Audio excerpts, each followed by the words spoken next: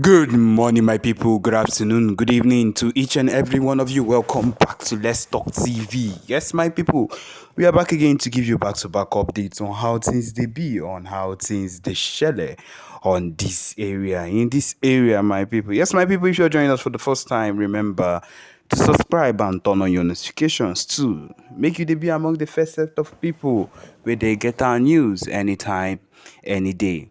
And my people also remember to like and share this news too. Okay, my people, I see they hot right now. It don't bust as a PM. Simon Ekpa has done the needful to the UK ambassador to Nigeria. Yes, my people, this particular man has ignored the Biafran's plea or has ignored anything that concerns Biafra, made the comment concerning Nigeria and concerning Nigeria, ignoring everything that concerns Biafra that has been appealed to him and everything he works for. And so, at this particular point, you expect, of course, we know who is in power. The PM at this particular point did not let him go scot free as he reacted to what the UK ambassador said against ignoring, because what he did was completely to ignore the fact that the Biafrans were doing everything we can to be recognized and every other thing.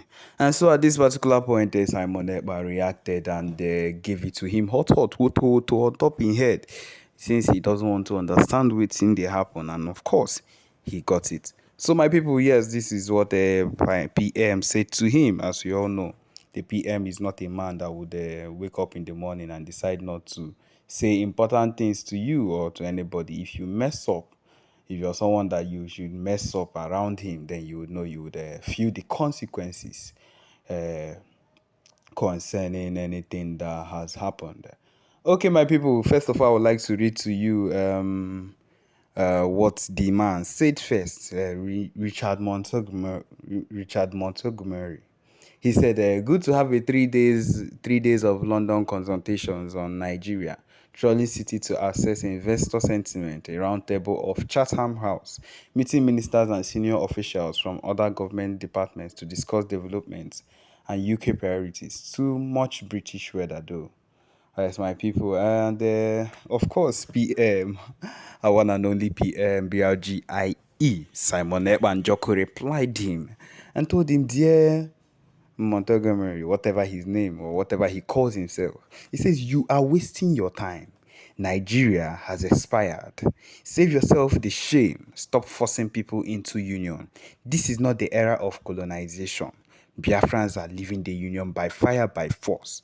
You will be the last ambassador of UK to Nigeria that comprises old Eastern Nigeria, bracket Biafra." And so my people, yes, because that is obviously what he meant by not by whatever he said concerning Nigeria, not including Biafrans in it. And of course, the PM was not left to give him a back-to-back, give it to him hot as he did take getter. And of course, that was what happened at that particular point. He got it, and he told him that warned him that he would be the last ambassador of UK to Nigeria that comprises.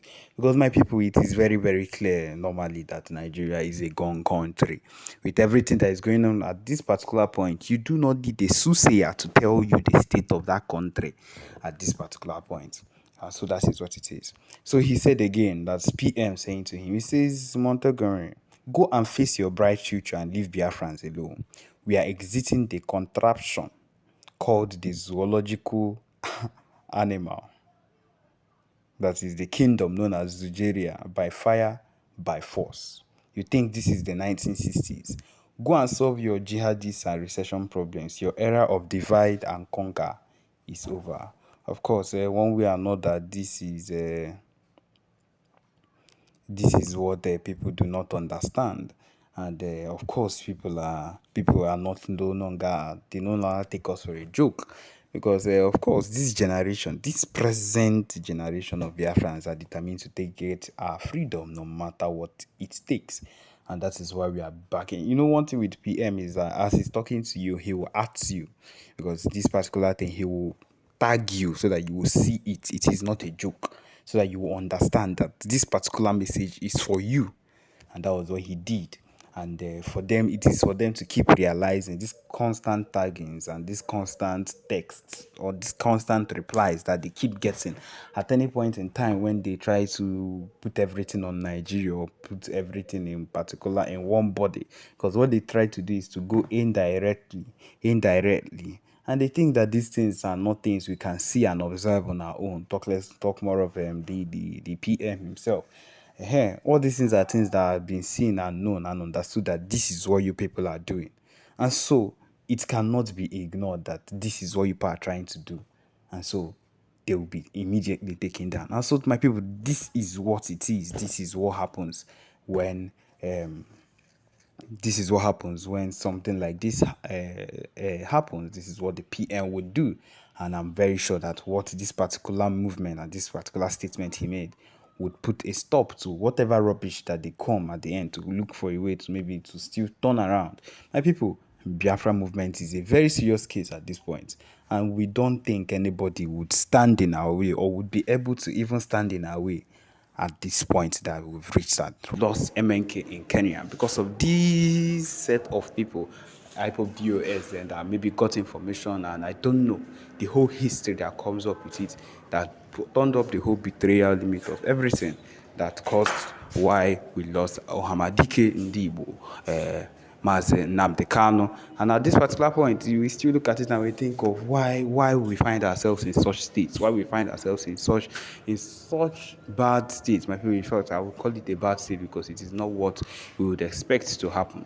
Why would we find ourselves in such states?